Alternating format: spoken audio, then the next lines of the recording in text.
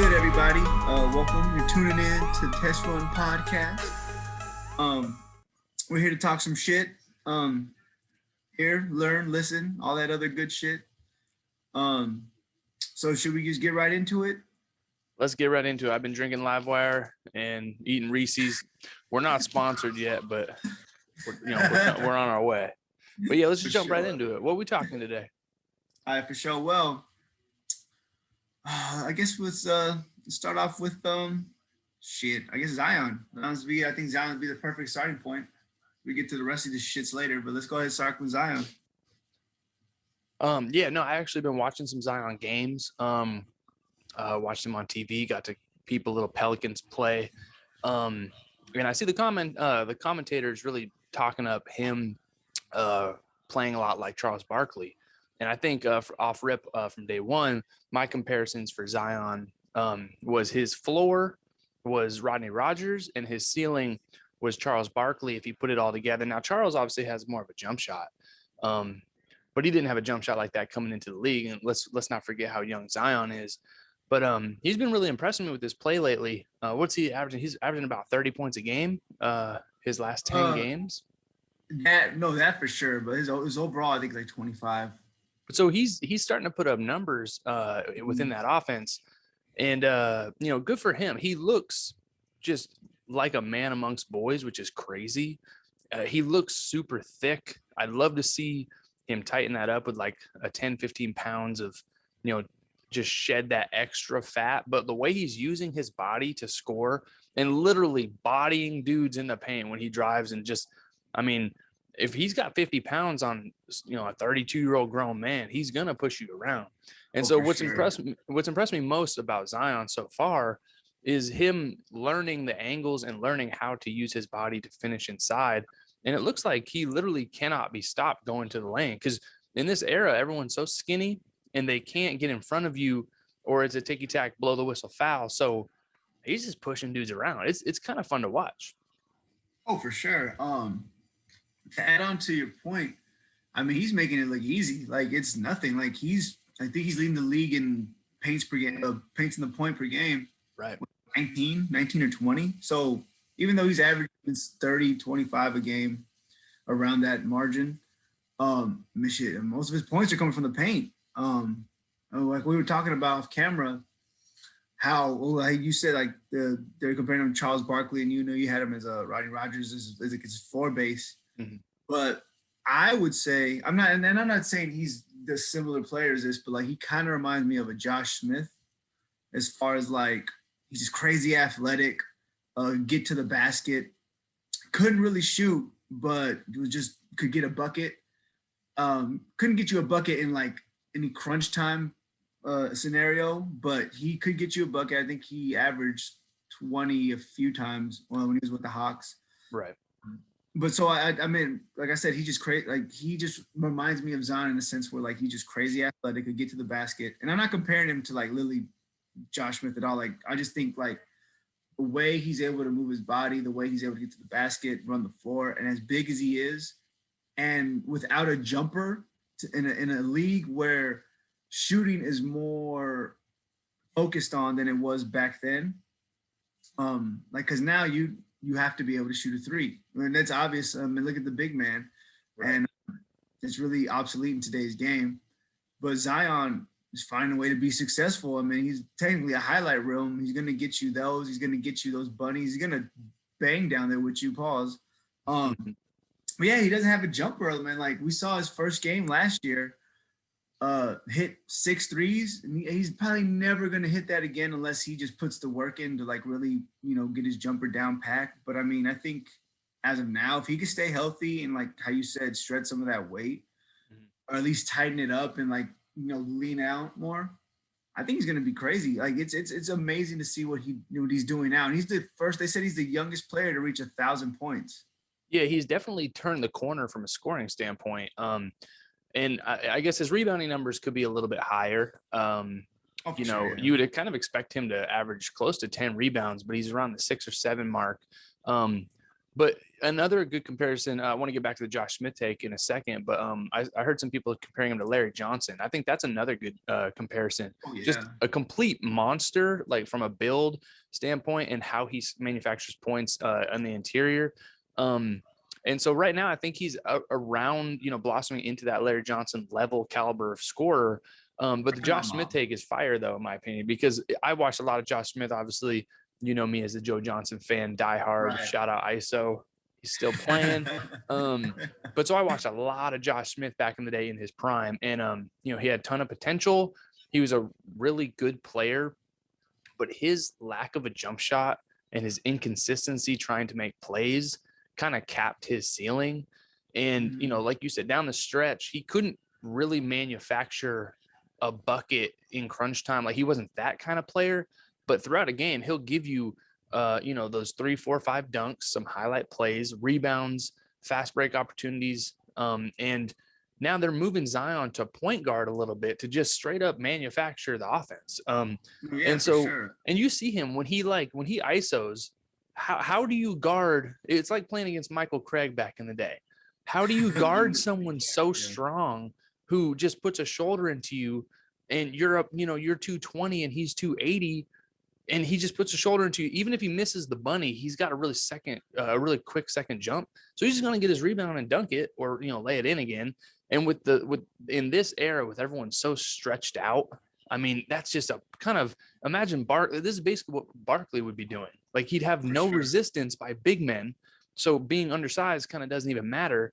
And so similar to Josh Smith in the fact that they play above the rim and they're erratic shooting the ball. That's an interesting comparison. I really do like it. I think he's in that Josh Smith, Larry Johnson-esque, capacity right now. But especially like athletically, for sure. And those are like top-notch athletes. I think people forget how athletic Josh Smith was.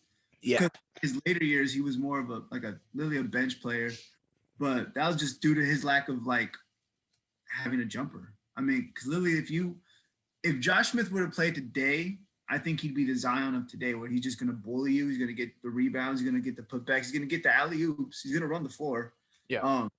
He's going to take a lot of threes, but I think that's where I think the difference is between him and Zion. Zion's not going to shoot that. I think he'll take them if he like just completely wide open, which we have seen that. But Zion's just so freakishly athletic. I think that my first take on all this, like back last year, I didn't think he was going to transition well, just because it is more, like I said, a shooter's league. But no, superstars are going to be superstars, and he's definitely one. He's got the it factor that you kind of can't teach. And he's a good kid too. He's always bubbly, smiling, but he's not a horrible shooter. Like, no, you know what I mean? So like he's not Ben Simmons, and he's not Josh He's a Smith. way better shooter than, like I'm saying, so that's why my comparison is just more of his athleticism and his motor. Right. Well, and so coming into the league, he's going to be able to give you rebounds. He's going to give you up-tempo dunks, fast break opportunities, but he's really putting it together quicker than I expected as well. You know what I mean? I'm saying, yeah. And also too, I liked, and I don't know if I was interviewed like this past week where he's like, my stepfather raised me to not talk back to the refs, so I'm gonna respect the refs. And he's like, I'll never talk back to him. And like that right there shows maturity, because a lot of younger players that come in with this kind of hype think that they have to get the respect right away from the ref. But no, I mean, I think that's the maturity in him, and I think he's gonna really prosper and be what we kind of wanted Ben Simmons to be as far as in LeBron. We're gonna see Zion be that. Ben Simmons, you could have said maybe like his first 2 years, 2-3 years, you could give him that leeway, but Ben Simmons is nowhere near him being the next LeBron. And I'm not saying Zion is, I'm just saying his star is probably that. Because he was the most hyped player since LeBron. Right. And so I could see that stardom from Zion to actually be a thing. And like, if he wasn't hurt last year, he definitely should have been rookie of the year. Like looking at it now in hindsight. Oh yeah, and he was on a minutes restriction, which completely killed any momentum he could even get in games. Like you said, the first game he popped off for a bunch of threes. Even if that is his ceiling, it'll never happen again. If he can stretch the floor and hit 1 or 2 a game, if he can go 1 for 4, 2 for 5, and not just keep jacking. And like you said, I don't think he's that kind of dude. He is more mature. He doesn't just do whatever he wants out there. And I think this style and this system kind of fits him well, with Brandon Ingram being able to be the primary scorer. He's got defenders and, point guards and shooters on his team. So it's a young team. He doesn't feel like he has to do everything. He's not just in like a shitty Detroit Pistons situation, or, in Washington, and like you're the only dude and you're the only guy selling tickets. And that, I don't feel like there's a bunch of pressure on him. I mean, there's always going to be pressure, but there's not as much pressure as him trying to uplift an entire city by himself or anything. Because Lonzo has just as big a following social media wise, you know what I mean? And like Brandon Ingram's that dude. So yeah, I think Zion's in a really good position. And I watched that game where they played the Bucks, and talking about just monsters who can't really shoot, transitioning to Giannis, he's been on an absolute tear lately. I think he's been putting up close to, like, the last 4 games, like 37, 38, 37 points a game. And then I watched him play the Clippers. And when I'm watching him, I'm thinking this dude is an absolute freak of nature playing basketball. And, the MVPs speak for themselves. Yeah, he literally is crazy. But the one thing I feel like, I was thinking, man, they're absolutely disrespecting him at the 3-point line. And every time he shot a 3 ball, he just bricked it and just, gave the defense just a free possession. And if he ever develops a jump shot, like just a consistent, like, not, they're threatening me, I feel challenged, let me shoot this. Because obviously he's not Ben Simmons, more shade at Ben. But like, I mean, and I did see him hit a dagger 3 kind of in the corner later in that game. But if he could get a consistent jump shot, this dude might be top 3 all time for me. Like he does it on both ends, and he's such an absolute freak of absolute nature. Giannis is my guy. No, if I had to knock on him, like, I think what everyone's knock is just he can't shoot. Yeah. And I don't think that he can't shoot. I think he can't pull up and shoot. Does that make sense? And then something, because he can hit a 3 here and there if he's like if he's set wide open. Yeah. But like, I think, and like when you see videos of like these, like, NBA players can shoot. It's just in game, it's totally different than you just working out in the gym. Like, we all know that if you play basketball and you've worked out and sometimes it doesn't translate to the game as it does off in practice. Right. You just mentally, you got to figure that shit out. And I think Giannis knows his bread and butter is getting to the basket and getting fouls and getting dunks. So I think, he's young still. Yeah, how old is he? 26, I want to say. Like, that's crazy. These dudes are that young. He's a 2-time MVP, and it's the second person next to Jordan to have a MVP and a Defensive Player of the Year. So I think he'll figure it out. Hopefully, I do think, though, he does need to have a shooting coach as far as like his form, because his form looks all over the place. Like, his elbows are both out. Yeah. And like, it just looks weird. Like, I think that he needs to fix that. But also, too, I think, like how we brought about with Shaq about like his free throws and stuff, his hands are just so big. Right. Giannis's hands, I'm not saying they're Shaq size, but they're probably so big. It's probably hard for him to kind of grasp and get that comfort in when he's pulling up in his form. They got photos of his hands, like, next to people, kind of like Kawhi. He's got massive hands. So it's, And the one thing I would like to see, like you said, he kind of can't create his own jump shot. And whether that just be like a 15-foot pull-up, like he has a set shot, so he's not a jump shooter anyway. Right. But every time he goes to the basket, unlike Zion, he does basically a Euro. Now, even though it's coming, he Euros and he's so long that it doesn't matter if he's going to Euro, because he's just going to be able to create enough space to kind of get it up on the rim. But I did watch 3-4 possessions in a row where he went into Zubac, and Zubac, he basically just bodied him. And then Giannis doesn't have the greatest touch around the rim, like a supernatural, just soft touch. Because I feel like he's extremely raw still, which is crazy to say. Like, Zion already has good touch around the rim. Oh, yeah. But Giannis, he just kind of kept doing the same thing. And it's sort of like that dude who gets, to like the NFL, you just been bodying kids and then everyone else is a grown man.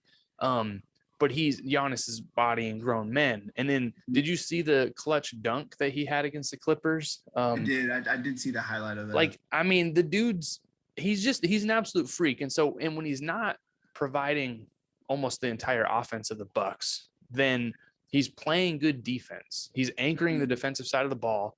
And I mean, he's blocking dunks. He doesn't care if he gets dunked on. He's going for blocks, and I respect that.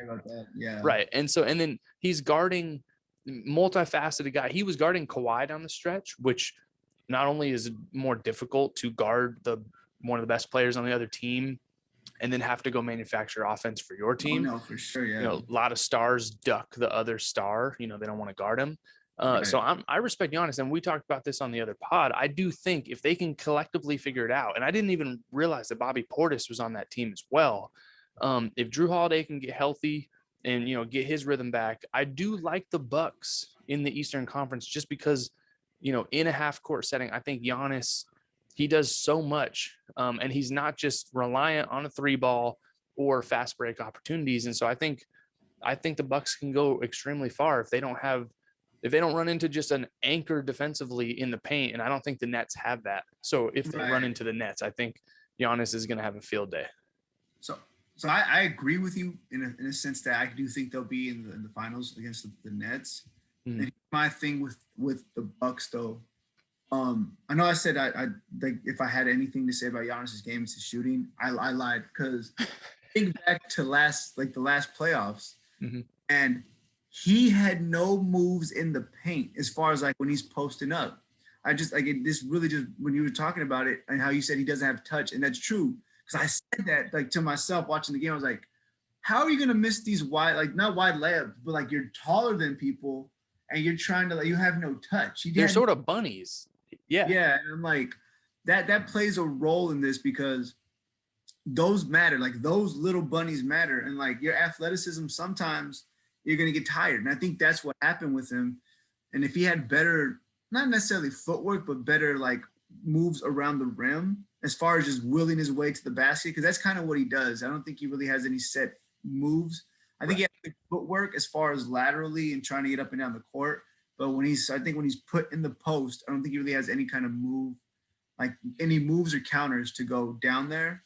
And I think that's what he needs to work on more as far as instead of just being the point guard and like the lead of the offense. I think if he got in the post, worked on some more moves, I think that'll help out a lot, is like knocking those bunnies down. Because there's been time, like I recall, like there was times where like he literally like just shot the whole thing at the top of not like the way top, but like a little bit above the square, and it just kind of went out. And I was like, see, that just comes with preparation and finishing just bunnies. It's, you know, yeah, exactly. When those multiple possessions where he's driving, he's just Euroing into a big body 7-footer and then just kind of throwing it at the rim. In the playoffs, when points do matter, that can lose you a ball game, for sure. So, and who was it? A handful of years ago, a couple of years ago in the playoffs, they just packed it in because he didn't know how to, maybe it was against Toronto, but he literally would just go into a packed wall and then they would just double off of him and not allow him to Euro. And then he would kick it to shooters, and like he wasn't surrounded by the best shooters. And so, you know, they kind of had no chance because when he was point guard, basically driving into the lane, there's only two things that would happen. One, he, like you said, kind of wills his way to the rim and just chucks it at the rim because he's taller and more athletic than everybody, or he kicks it and then, you know, it's a shot, or they, you know, swing around the horn. So I would have loved to see him, and obviously it's kind of, we're in the middle of the season, so I want to see him develop a middle, like just a middle of the lane floater, or like a midi pull up, or just some kind of like you hit it on the a nail on the head. He doesn't have any moves. They don't ever even just dump it down to him and then let him go to work on the block. It's always him driving to the basket, you know, just gallivanting all the way there. Just creating something out of nothing. Yeah, like, it works, but until it doesn't, you know. No, for sure, yeah. So, but I think it'll be interesting to see how far they can go, and if they have trouble with the 76ers, or if they can get their way to the Nets. You know, I think when you have Giannis on your team, you always have a chance.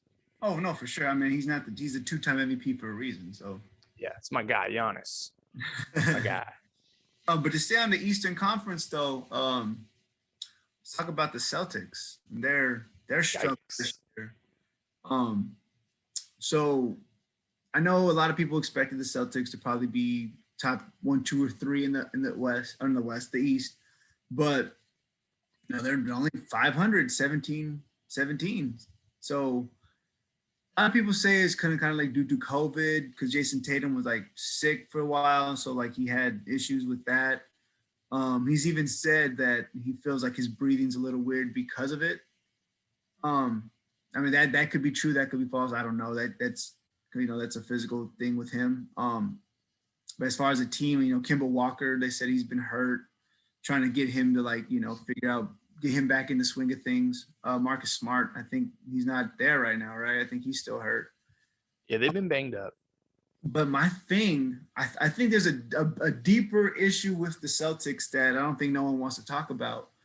But if you recall last year in the playoffs, when Marcus Smart just went off and just started going at all his teammates at the end of I think it was the Miami game, and they just started going up at the mouth, started going back and forth with each other, and it just caused this big tension and this big issue.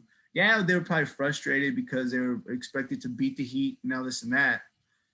But I think because they said he said some things that he shouldn't have said, and I guarantee you that's probably changed the whole dynamic of their team, and no one's talking about it. I think that should be a topic of discussion. Granted, maybe they're doing well enough to keep that under wraps and not in the public, because it was in the public last year and they made a big deal.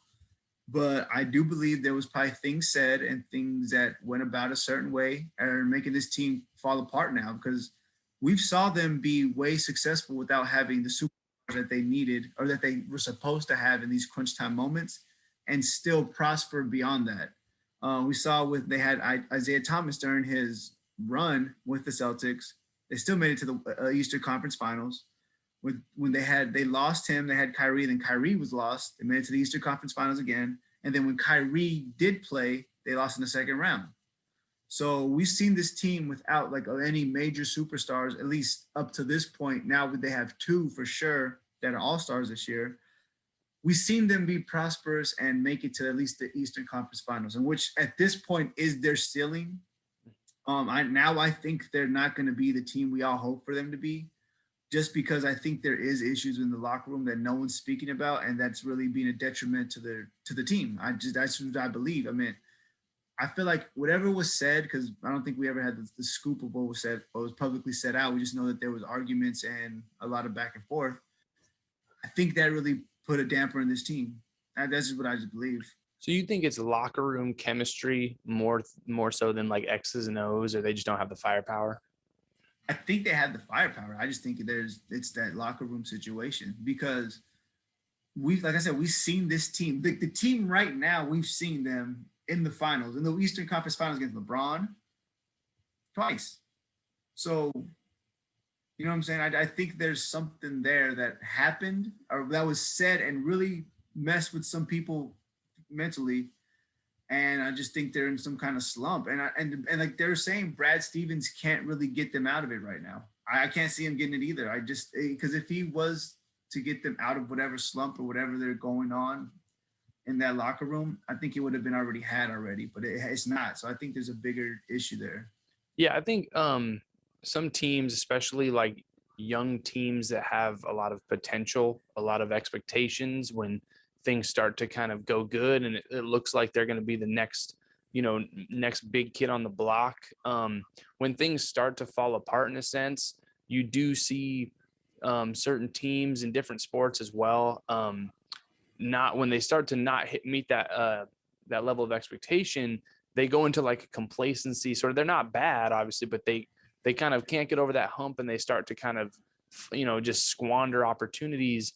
And I don't know if, like you said, I don't know if the coach if there's anything really the coach can do to just spark their, the team to play better in a sense. Right. Sometimes you need a locker room shakeup. But look at what happened to Toronto. They could not get past LeBron over and over, year in, year out. It was just, no matter how good they were in the regular season or, come playoff time, they can't get past LeBron. Was it Sam Mitchell who was the coach of the year? The year prior? And fired the year after, yeah. And then they fire him, bring in Nick Nurse, get Kawhi. They shook things up. Like the front office, I think, might have to shake things up in Boston just to get, get a little spark in the organization. And this is probably a huge take right here, but I think they gotta let go of Danny Ainge. I mean, Danny Ainge, and yeah, he's made some good GM moves, but look what happens with like, this is just like, now this is just kind of political as far as like in the league. Look what they do to coaches, how you just mentioned Sam Mitchell. Yeah. If they're quick to get rid of a coach after having a winning season and going against against a person who some people would consider the greatest player of all time in LeBron, not us, but some people. Yeah. But so you can't blame him. Like, yeah, you guys might have folded as a team, but that's not necessarily your fault if LeBron's greatness does kind of overpower your team. That just, you just got to take that. But they were quick to get rid of him. So I think, and granted, Danny Ainge did win a few championships with the Celtics. I still think he might be time for him to go. I don't see him. He's already made the moves he needed to, and we saw that they haven't done much yet. I mean, look, they got rid of Mark Jackson in the and like Lily, and then just put Steve Kerr there, and all of a sudden they're the champions. Right. Like, you know what I'm saying? Like, if you're quick to get rid of a coach, I think they should be quick to get rid of Steve Kerr, Danny Ainge, and probably put someone else in there in that position, just because it's obviously something that's not working. Either that, or he needs to take another swing because what he's been doing hasn't been working. Oh, and that's my point exactly. So it's one of the two. But if they get rid of him, I'm pretty sure bringing some new life, like you said, it needs to stir things up. Maybe it might even be time to get rid of Brad Stevens. Who knows? I mean, he's proven that he could get there. We just can't get over the hump. And I think right now is right now we got to see how good of a coach he really is to get them out of this. And I think, I don't know if it was ESPN or someone had said they likened him to a coach who can get the most out of his Hyundai or his Honda Accord or something like that. And then, but when you give him a Ferrari or whatever, he doesn't really know what to do with it. And Kyrie was a Ferrari, and then now Tatum and Jaylen Brown are Ferraris. And it was all, rah-rah, sis, boom, bah when he was coming from Butler. And, I think, and the Hayward move didn't work out. He broke his leg the first leg of the season. So, I mean. And so it's hard to like blame Ainge or blame just the chemistry and stuff like that. So, I do, but, and also too, like, you're saying a hot take, like maybe it's time for Ainge to leave. Doesn't even mean Danny Ainge is a bad GM or a bad front office person, but sometimes it gets stale. Like Doc Rivers, the staleness of him for years and years, just not being able to get over the hump. Now he goes to 76ers and they're kind of cooking. And we talked on one of our previous pods, that one of our test run pods. Yeah. And, we went in on Doc and just for disclosure, I have a whole beef with Doc Rivers and like the takes some of y'all have on him. I don't think he's that good of a coach, but that's a whole nother topic. But to go back to like Doc Rivers, they had to shake it up. They had to get rid of him. Yeah. And look what happened. Then they were able to do some of the things, and they even got rid of Paul Pierce, Ray Allen, and Kevin Garnett. So, I mean, they had to shake something up. And granted, it took some time, and it didn't really work. They didn't really see the shakeup till 2017, but they saw the shakeup, and you could see the future. But now it might be another time for something to shake something up and stir the pot again. And that can be the signs of a good GM or owner or coach, or don't let things get stale for too long. It's almost better to just pull the trigger on something else that could miss, instead of just going into that mediocrity. Because, we saw on the Clippers, Lob City had chance after chance after chance, and they just couldn't do it. You need to shake things up. And that doesn't mean trading one of your big time superstars or anything, but you have to do something, even if it's just a different voice being, in the locker room, and a lot of organizations try to find a scapegoat in a head coach or in a star player that maybe it is trading Marcus Smart. Maybe it is trying to bring in another, like a veteran leadership kind of a guy. I don't know, but Boston had so much potential over the last few years, and it looks like this season's going to be a wash for them unless they can figure it out. It's, regular still season. Early, it's still early, still halfway through, but they need to figure something out. Because I had them at least being somewhat final contenders for the Eastern Conference again, but I mean, we'll see. There's still some time to figure it out. People still probably got to get healthy and whatnot, but if they can, I think they need to make some major moves within the organization. Right.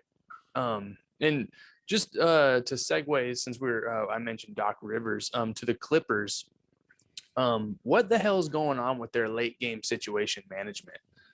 Why can they not finish games with two of the best scorers in the NBA? I think we got to. I think even like us, me and you, we got to come to a gist that these two players aren't as clutch. I think Kawhi. This is proving Kawhi's shot against who was it? The Sixers was just luck.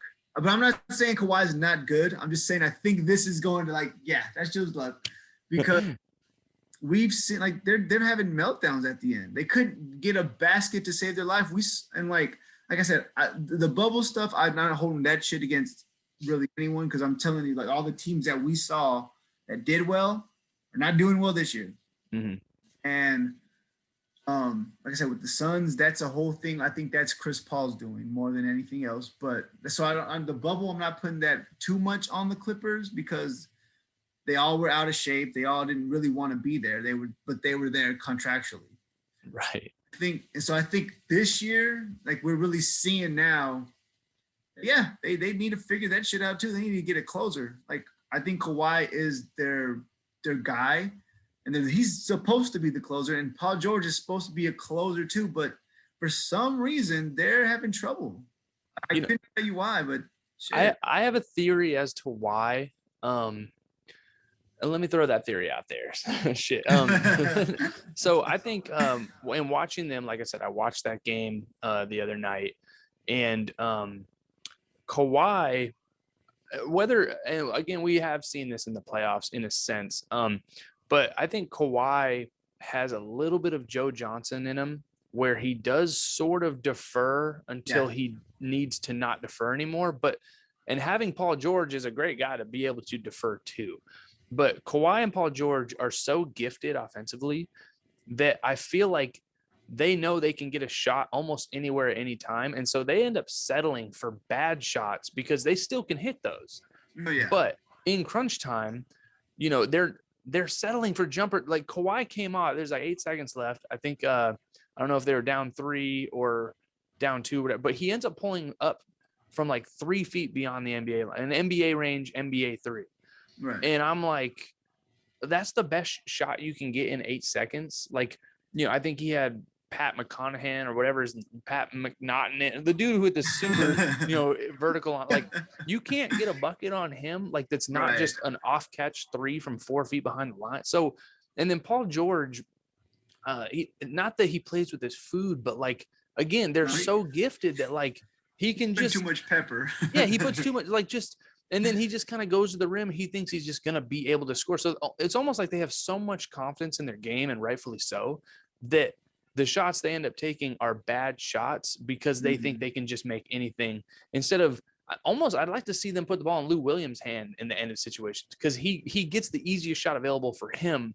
And if he has to settle, he can score too. But I feel like Kawhi and Paul George are just like, they go through the motions thinking, I'm just going to be able to get my shot off and just score anyway. And they just haven't been hitting. So like, and also too, there's no like game plan down the stretch. It's literally give them the ball and ISO. And in those situations, they're just not performing well again, because I think they have a little bit of hubris. Like they expect that they're still going to make the shot. And so it doesn't matter what kind of shot they get. And it's dumb. It's stupid basketball. Shit. And I agree with you. I think that so much with Dame and Steph and even LeBron now to a certain degree, like, they could cross over and shoot from the fucking logo and like all this and that. Paul George can't, and Kawhi definitely can't. Like, they're like, if you look at their form and how they shoot, they need to be in that range of the actual 3-point line. Like, anywhere farther than that, it looks forced. And like Kawhi's form already looks kind of robotic, but it goes in. Right. And that kind of stuff. I mean, you shoot probably just as far as like Steph and them. Like when you're hooping, when I see you shoot, it looks fluid. It doesn't look forced. It doesn't look like you're having to force this. Yeah, my mechanics stay the same whether it's from 30 feet to 40 and feet. like when I see Paul George and Kawhi do this, like their leg, they have to like put. It looks like they're kind of pushing it, and like their legs are like jumping out, and like they're like kind of going like this. That's not natural. That's not fluent. If one, it looks like it's being forced. So I think they take those shots because they may practice it, but that doesn't necessarily mean you have to take that. You're probably probably two every time they're on the floor, at least two of the best players in the world whenever they're on the court together. So you should be able to play off of that and get a bucket. It shouldn't have to be some hard, difficult thing and you just force a 3-pointer or force a bad fadeaway. Get to the basket. They're and like go in there with some ferocity. Don't go up there just thinking, oh, I got past them, I can get this bucket. That's not how it is. You know, the NBA is different and they're getting older, so they got to figure that out. Well, and on the other end of the court, what the Bucks were doing, Giannis was getting the ball, and Dante DiVincenzo would come set him a screen, and then get Lou Williams. Or no, it was I think someone else had the ball, and then they would like DiVincenzo would go like screen Chris Middleton's guy or whatever to get a guard on guard switch, and then Chris Middleton would give Giannis the ball and set a screen. So he ended up getting like either Chris Middleton being guarded by Lou Williams or then Giannis getting a pick and roll now so like their offensive actual game plan was like, let's isolate the offensive player playing defense who's not known for defense, who's naturally already smaller than everybody. And let's get Chris Middleton, one of our better scorers, the ball, or Giannis in a pick and roll situation. Paul George and Kawhi are just like, yeah, I don't care who's guarding me. And that works because like you said, they're two of the most gifted players on the planet every time they step on the wood. But if you watch Kawhi, you know, when he's not in a super rhythm, in like a playoff rhythm, he is quite robotic. His free throws even looked forced. Like they look like it hurts sometimes. And it's like, and Paul George, you know, he's like a rhythm scorer. He can't just score off rip. Like he's not just a catch and shoot guy. He's a rhythm dude. He's got to play with his food just a little bit. And so, I think, you know, late game situations, let's do some kind of play design to make it easier for these two guys instead of just letting them ISO into bad situations. So Doc's gone. Who are we blaming? Like, who's the coach over there? Lou, come on. Like, I'm not saying put me on the staff, but like Kawhi needs some help, dog. Like, no, for sure. To go to your point about Paul George real quick and like how he's not a catch and shoot player. That was one of the reasons like Doc criticized him because they were running the exact same plays for him that they were giving Ray Allen as far as like in Boston because and then they didn't even want him to necessarily just catch and shoot. They wanted him to come off the screens and be able to create if he needed to for himself. But if he's wide open and like for some reason he's not a catch and shoot player, he needs to at least have a dribble or something. That's the type of player he seems to be. But for him to be so gifted, he should be a better catch and shoot player. I think that'll help out so much more. And I think he's kind of set in his ways, if that makes sense. Mm-hmm. I think that was one of the detriments last year, even though he had surgery and stuff on that, like his shoulders and whatnot. But still, I think that was a big issue with that team, last year's team, that he just couldn't catch and shoot. And like he had so many open threes because of it, but he just couldn't knock them down. But he's not really a rhythm player that's like that. You know what I'm saying? Well, and like in this era, you either need to be the guy with the ball in your hands and creating, or you need to be able to catch and shoot. And like, that's what twin do they have? Marcus Morris. I think they have Marcus on that team. Like, and I can't stand the Morris twins turning into just 3-ball shooters now, which is ridiculous to me. But I mean, you literally have like Kawhi driving and then he kicks it to Lou Williams because he draws a double team. And then Lou Williams can either shoot the ball or he passed it to Marcus Morris in the corner and he hit a couple corner threes. But if like Paul George isn't that guy, he has to be the guy creating. And like you said, we all know those dudes at LA Fitness where like you give them the ball and they have to like take a dribble rhythmly to shoot it. Like Paul George is becoming that. He doesn't have the Carmelo Anthony quick twitch, just put the ball in the hole off catch and shoot. And I think when you have him and Kawhi, and again, you know my feelings on Kawhi.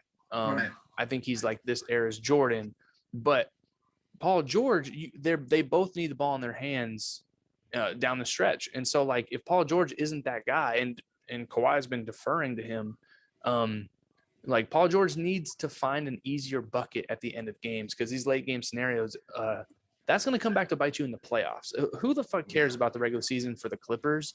But like, you know, in crunch time against like the Lakers or the, you know, the Nuggets or something, like we saw it in the bubble. And like you said, there's reasons why that all went down like it did, but it just kind of, it pained me. And like, you just see the Bucks on the other side, like just manufacturing easy points, and they're clearly not as talented top to bottom, but you know what they're doing offensively by creating mismatches and then putting Giannis or some people in an easier position to score. Like, fuck, like, right. It makes me frustrated, like wondering why the Clippers just allow themselves to self-sabotage at the end of games. That's why I'm drinking so much Livewire now. But no, I think I haven't mentioned yet about your Lou Will take. Out of all of them, he's probably the most crafty like scorer on that team, and I think and as of now, he probably is the more clutch player. And like I said, last year doesn't count. He didn't want to be there. I obviously call him Lemon Pepper Lou and all this other bullshit, but like he didn't want none of them wanted to be in the bubble, and that's perfectly fine. You have all the right to. I mean, Right. we were in a pandemic. You didn't want to really be away from your family. Then all the other activist stuff outside. People didn't really want to really be focused on basketball at that time. So I get it. I understand it's just a totally different time. But now I think I think he's back in shape somewhat. And honestly, out of all of them, I think he's the better scorer and finisher, not necessarily playmaker as far as like for others, for sure for himself as far as getting his bucket. But I think he should be the closer. Just because he's the more crafty. He can get you a bucket. He's going to get you that 1 foot lean off it and hit the jumper. And he's done that multiple times. So I think he should probably be the closer. But I get it. You're paying Kawhi all this money. You're paying Paul George all this money. So they have to have the ball in their hands at some point. But if you want to win, I think that Lou Williams probably the better choice to have in crunch time. Let him do his thing. Yeah, just to finish it up on this Clippers talk, because it's frustrating watching such good players just settle for just awful shots down the stretch. I think it either needs to change hands, like they need to be definitive and say, all right, Kawhi, you're the guy, which could hurt egos and stuff. Or I think Lou Williams naturally just needs to get more touches down the stretch because he's a mismatch, again, in a pick and roll. He's going to be able to get a shot off. And I think he's a willing enough passer, especially at this stage in his career, to create. Yeah, like he draws a double team and, he took Brook Lopez off the dribble. It's like, no, you just can't guard that. And Kawhi and Paul George don't manufacture those style of points necessarily. They're bigger wing type players. Obviously, they're different caliber player. But and it might sound crazy to say take the ball out of their hands in late game situations, but I think the coaching needs to just figure out how to put Kawhi and Paul George in a better position to win. And I wonder if that's going to come back and bite them in the playoffs, because we all know playoff basketball is slower, it's more defensive oriented, and if you can't score in those kind of situations, you don't got the plums basically. No, for sure. Well, little side note with the Clippers real quick. They are thinking about, there was rumors saying they do want to get a new point guard. I don't blame them. I don't think Pat Beverly, as impressive as it is for him to be overseas and then fight his way to be in the league, that's crazy for anybody, let alone a 6'1" guard that had a scrap and fight to make it to this point in the league and have a long career as he has. That's amazing. But he's not necessarily the player I think that fits for this team anymore. I think he needs to go. I think they do need to find a point guard. I think a good fit, honestly, would probably be Kyle Lowry. That's a guy who's gonna get you a bucket. He's gonna be, and he's a champion, and he's proven he can hit these big shots. Right. And he's Kawhi. So I think that'd be a nice. I don't know if he's open, like if he's on the trading mark or anything like that, but I think that would be a good fit for the Clippers, because he knows how to run the show, and he's gonna do what it does. And he's a pit bull. I mean, look, you saw his performance last year to bring the Raptors back from, I think, a 3-1, and they end up losing the series, obviously. But I think he'd be a really good fit there. I don't think this Russell Westbrook nonsense, even though I think that just died down. It was just a little bit talk about it at the beginning of like maybe 2 weeks ago. But no, they don't need someone like Russell Westbrook. They don't need a guard like that. They need someone who's going to actually be a point guard and go in there and facilitate and like run the show. Because I think that's what they're missing. Because let's be real, I don't think Kawhi is alpha, and I don't think Paul George is an alpha. I think I think Paul George wants to portray like he is an alpha, but he's really not. Well, I think he's just real quiet, so we know he's not really an alpha. And I think regardless if they're alphas or not, I think you know what you're going to get from those guys. And I don't think either of them like technically makes their teammates any better. I think Kawhi does. I think Kawhi can create for others and everything, but you know, his temperament, like you said, is it's a little Tracy McGrady-esque. Like he's gonna, you know what you're getting from Kawhi. But I think Derrick Rose would have been a perfect fit too if he didn't go to New York. But I think what Kyle Lowry brings you is basically what Patrick Beverley would give you on defense, and then what a Reggie Jackson or a Lou Williams, in a sense, would give you on offense in one player. I think that would be a great fit. Watching that game the other day, I do want to, like you said, respect Pat Beverley's hustle and grind. He was grabbing offensive rebounds, keeping plays alive for them. He's a dog, yeah, I would absolutely hate to play against him. He would be up in your ass all game talking all that shit, but I would love to play with him. I think he'd be a great off the bench 6th, 7th man, you know, come in with that second unit, or when you need some, you know, defensive prowess and that little spark. I think he'd be great for any team. But I do think they need another piece from a point guard standpoint who just kind of knows how to facilitate the show, especially like we talked about late in games. So yeah, I think that's an interesting, see if, you know, they can make a move. I mean, it'd be nice. Like I said, is he on the trading mark? The Clippers don't really have any assets to trade. Right. I mean, they'd have to get rid of one of their superstars, but who knows? I mean, that's all.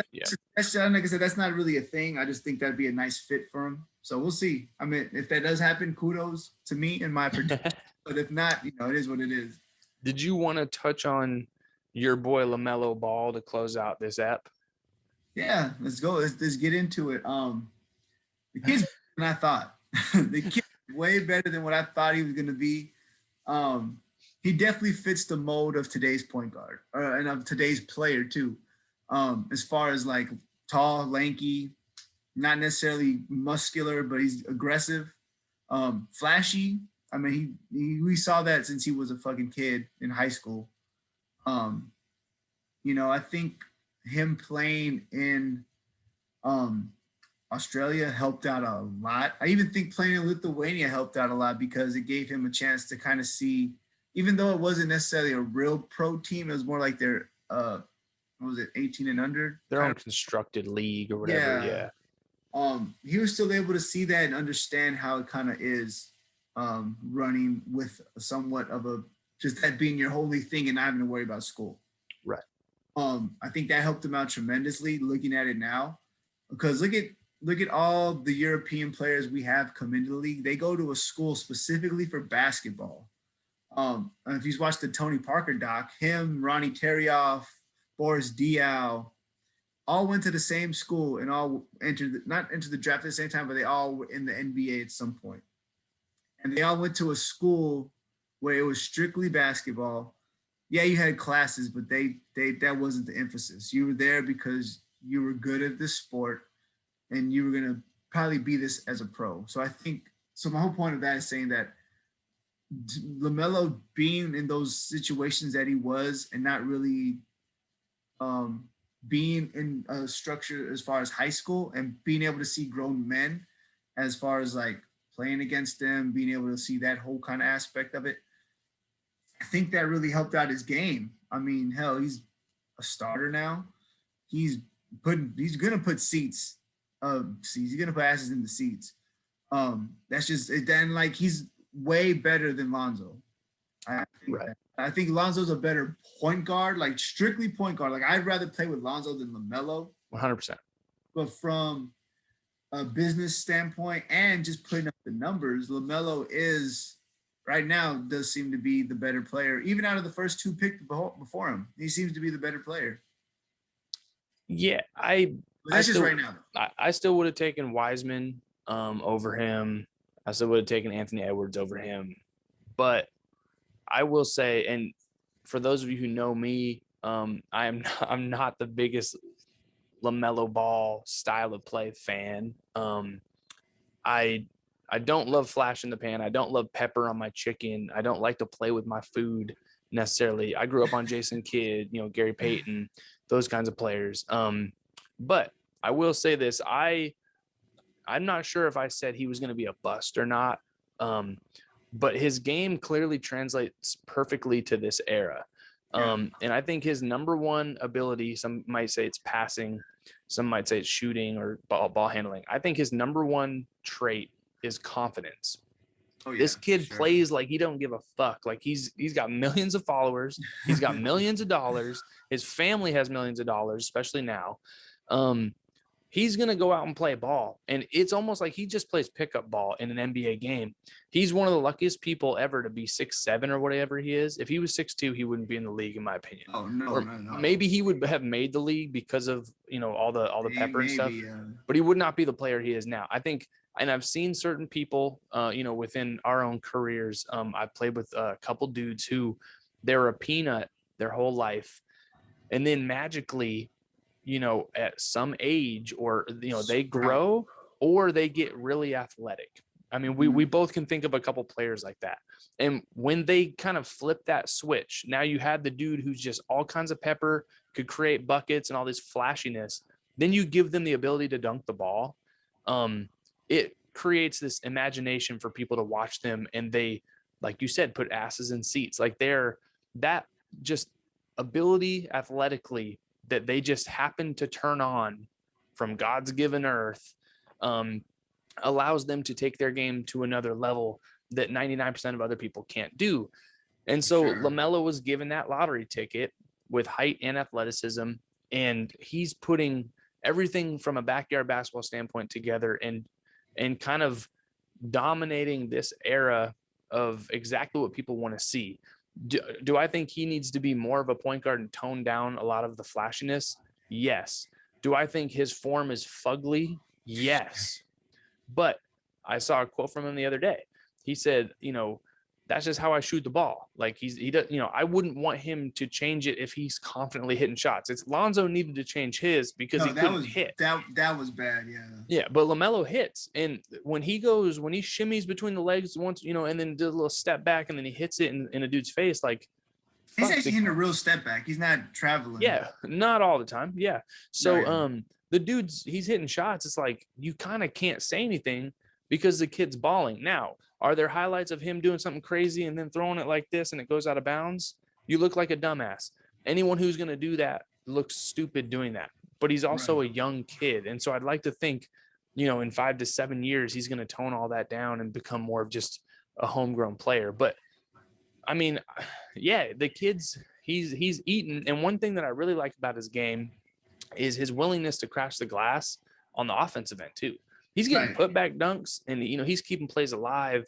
And that's just, that's all effort. You kind of, he's utilizing his length and a jumping ability to keep plays alive and to impact the game when he doesn't have the ball in his hands. And so I do like what I'm seeing from him, and him being thrust in the starting lineup with that confidence. It just reassures him that, like, all right, here's the keys.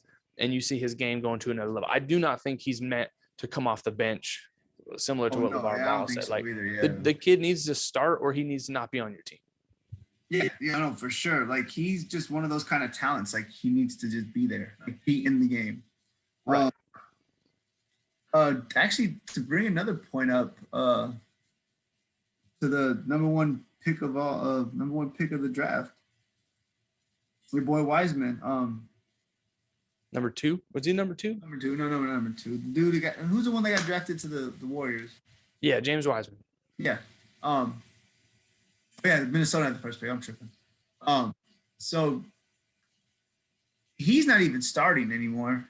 My thing with him, do you think that just because the Warriors were trash last year, that doesn't really reflect on how they really are, because they're in the playoffs today. If they started, they're 19-15. they're way better than what they were last year, or to have the second pick in the draft. Right. Do you think they're going to trade this kid? Do you think this kid will want to leave? Because I feel like it might stunt his growth somewhat. Because once they get Clay back, this kid's not going to be a 2. This kid's a 2-3. He's not going to be that. They got Draymond there. They're not going to switch Draymond out right now.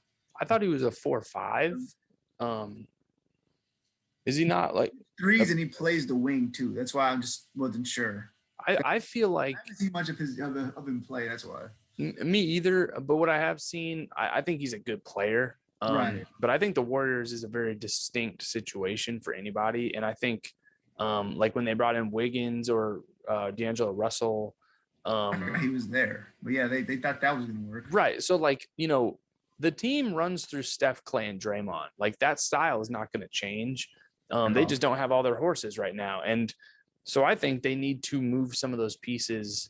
I think he would kind of be perfect for them to move to get, a 3-and-D type player that, fits their mold better than him. But it's sort of, he reminds me a little bit of Marvin Bagley, but a better shooter and like a better player. I was about to say, I got a whole thing with Marvin Bagley we could get into. Like I don't want to throw salt on the wound, but I think he's a good player, and whenever you have to play second fiddle, third fiddle, fourth fiddle as a second overall pick, like it's a weird situation to be in for him. No, and they'll definitely mess with your confidence. I mean, I would hope that, I know they probably want to keep him, but I would hope they let him go, because that Warriors team is going to be, those three are going to stay there for a while. That system's not going to change anytime soon. They'll probably all retire there, like far into like maybe 37, 38. And that's still another 5 years. Right. So I think it'd be they just give the kid a bone and trade him to a team that would actually utilize him, instead of him just kind of sitting there and not really doing what he should be doing and learning. Because I think it's just going to stunt his growth in his game. No, I think you're right. And I think, was he the best player available? In my opinion, yeah. But that's not necessarily the best situation available. I think an Obi Toppin would have been better for that organization. Oh, for sure, yeah. Because he's just a role player. Like he's that's just what they needed. Right. Yeah. So like in that regard, Obi Toppin fits them better. But Wiseman's, how do you not go him, over Obi? And so, yeah, no, I think it'll be interesting to see how that kind of develops. Again, these dudes are still rookies. So, but it's not going to be his team though. So I would assume they end up moving him, hopefully for his own sake. Like you said, I don't want to see him stunted just because of the situation he's in, having to defer to, just an up and down tempo. No, for sure. And that would definitely suck. I mean, the kid probably has tremendous talent and could probably make a difference somewhere else instead of just being second fiddle. Right. And even that, like fourth fiddle. Right. That's what I'm saying. When Clay comes back, and I mean, I don't know if Wiggins is still going to be there and everything, but like, you don't have the keys, my man. Like, you'll never have the keys to this gym. It is not your gym. Never, yeah, at all. If KD couldn't get it, you're not getting it. Right. But yeah, no, like, yeah, this has been a good one, low key. Right? This episode. We're just out here trying to stir the fucking punch bowl. Like, I'm drinking Mountain Dew. Like I said, trying to get that sponsorship. But yeah, like, this is what we're about 45 minutes in. This is perfect. Oh yeah. But then again, y'all, thank y'all for tuning in. Go ahead, like, comment, subscribe, and all that other good shit. Tell us how good of a job we're doing or how shitty of a job we're doing. Yes, sir. And we'll see you guys on the next one. Test Run Podcast. Streets.